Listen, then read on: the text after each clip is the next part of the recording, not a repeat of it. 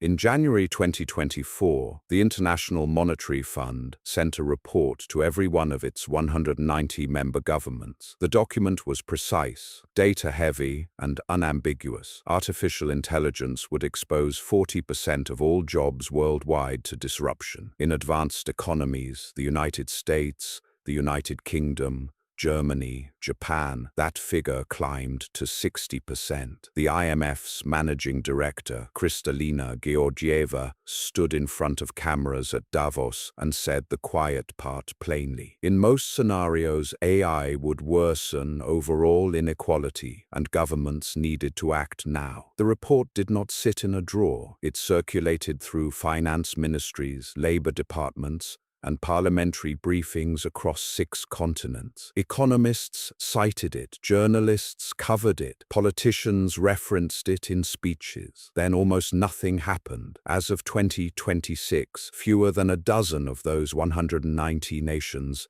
have passed any structural legislation specifically designed to manage the labor market consequences of AI displacement. Meanwhile, companies attributed 55,000 job cuts directly to AI in 2025 alone, a figure 12 times higher than 2023. The disruption the IMF predicted did not wait for legislative calendars. The question is not whether the warning was clear enough. It was. The question is what governments chose to do with it. The January 2024 IMF paper, titled Gen AI, Artificial Intelligence and the Future of Work, was not a speculative think piece. It drew on employment data across 30 advanced and emerging economies, categorizing occupations by their susceptibility to AI task substitution. The methodology was built on a taxonomy of job tasks: cognitive, manual, routine, non-routine, and matched those tasks against the documented capabilities of large language models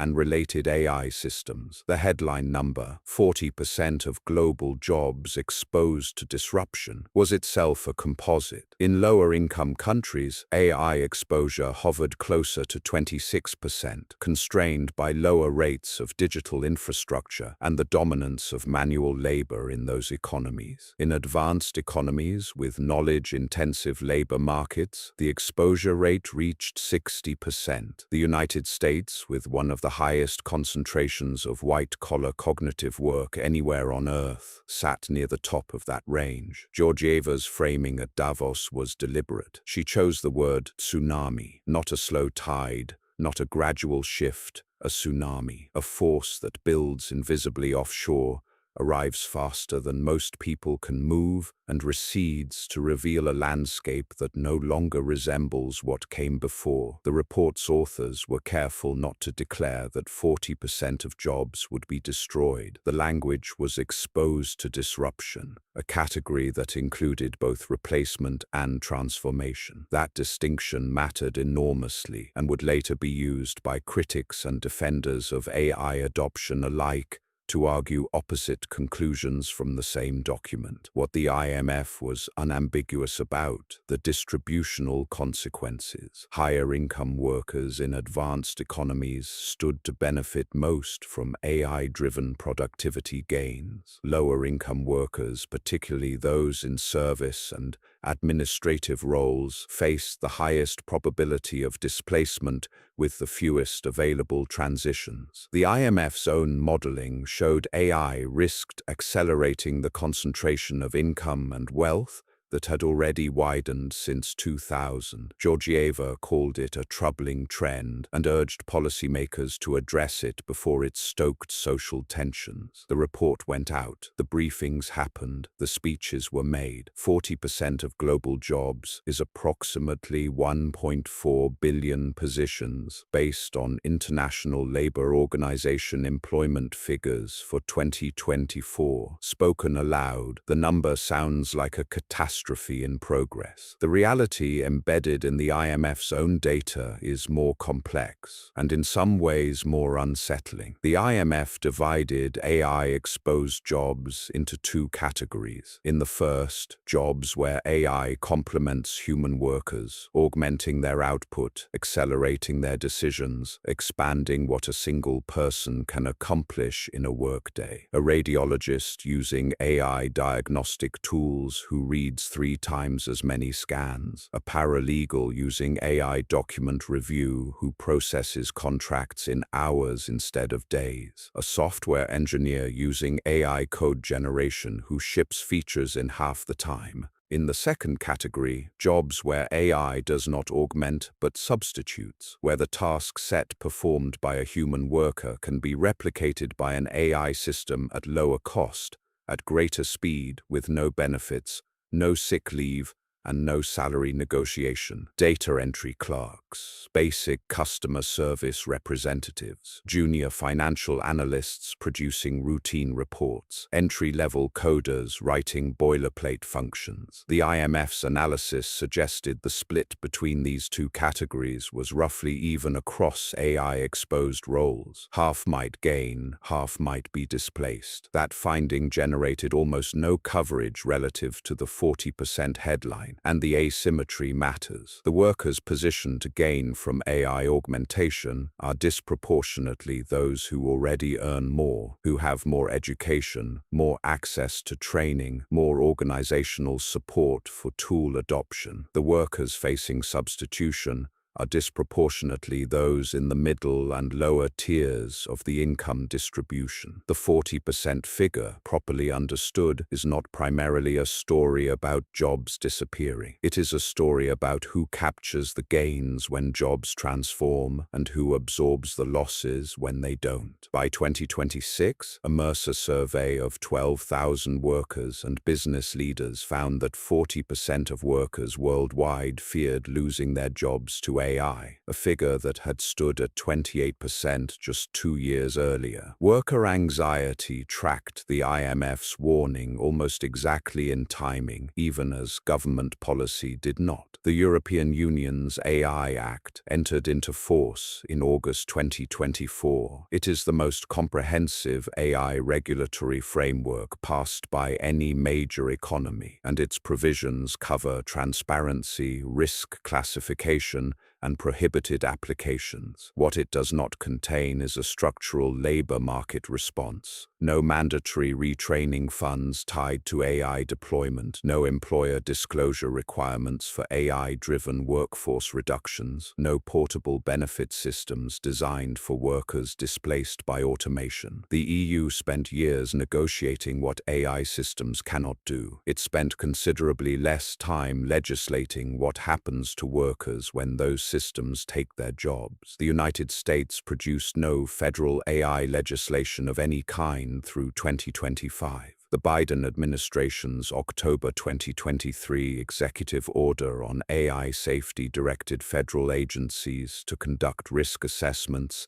and established voluntary commitments from major AI developers. Voluntary. The order carried no enforcement mechanism over private sector hiring or displacement decisions. When the Trump administration took office in January 2025, it rescinded that executive order within days. The United Kingdom launched an AI Safety Institute in 2023, housed at Bletchley Park, as a deliberate piece of historical symbolism. The institute's mandate centered on frontier model evaluation, understanding what the most powerful AI systems could do. Its mandate did not extend to the labor market consequences of deploying those systems at scale across the British economy. Canada, Australia, Singapore, and South Korea each produced AI strategy documents or advisory frameworks between 2023 and 2025. Strategy documents and advisory frameworks are not legislation. They do not fund retraining programs. They do not restructure unemployment insurance for a labor market where displacement arrives faster than new job categories mature. The pattern across nearly every advanced economy is consistent. Governments moved to understand AI,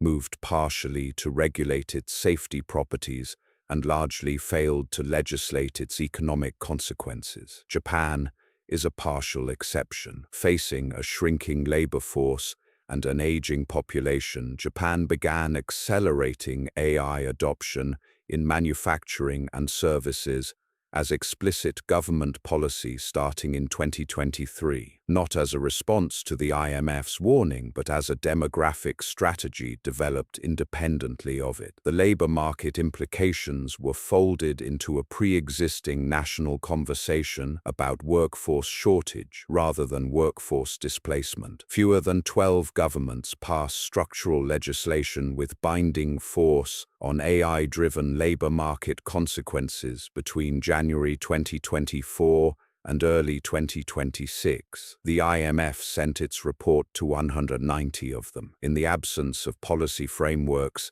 adaptation became an individual and corporate responsibility. The outcomes sorted accordingly. Among companies, the pattern was visible in earnings calls and productivity reports throughout 2024 and 2025. Firms that integrated AI tools into workflows in legal services, financial analysis, software development, marketing, and customer operations reported measurable output gains without proportional headcount increases. Klarna, the Swedish payments company, disclosed in 2024 that its AI assistant was handling the equivalent of work previously performed by 700 customer service employees. The company's customer satisfaction scores held steady. Its headcount did not recover. Among workers, adaptation correlated strongly with existing skill level and employer support. A 2024 study from MIT's Computer Science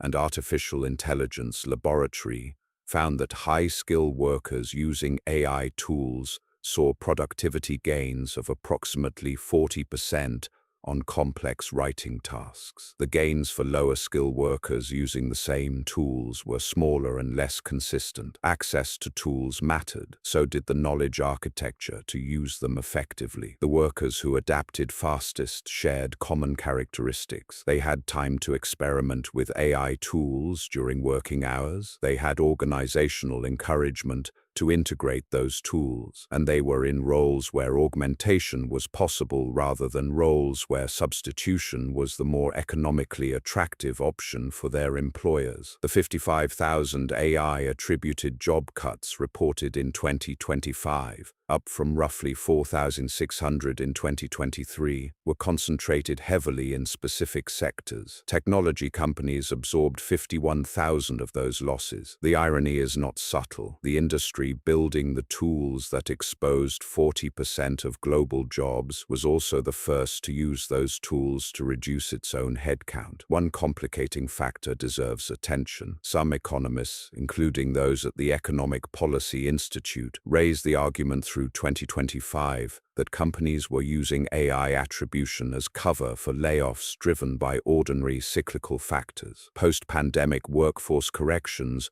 rising interest rates, declining venture capital. The charge, AI was being used as a narrative convenience, a way to frame routine restructuring as technological inevitability rather than managerial choice. The data cannot cleanly separate these explanations. What the data shows clearly is the trend line. 12 times more AI-attributed cuts in 2025 than 2023. The direction is unambiguous regardless of the causal mix.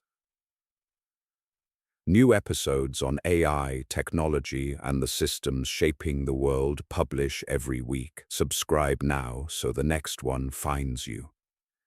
CTA. The failure of governments to respond to the IMF's January 2024 warning is not primarily a failure of information. The information was provided clearly by the world's most credible international financial institution to every government on Earth simultaneously. The failure is structural. Democratic legislative processes in advanced economies operate on timelines calibrated to political cycles, not technological ones. A bill introduced in the United States Congress moves through committee, floor votes, conference reconciliation, and presidential signature across months to years. The average major piece of U.S. labor legislation has taken between 3 and 7 years from introduction to passage. GPT-4 launched in March 2023. By the time any U.S. legislation responding to large language models could realistically complete that process, those models will have been succeeded by 2 or 3 generations of more capable systems. Political incentives compound the timing problem. AI deployment creates productivity gains that are visible to corporations and investors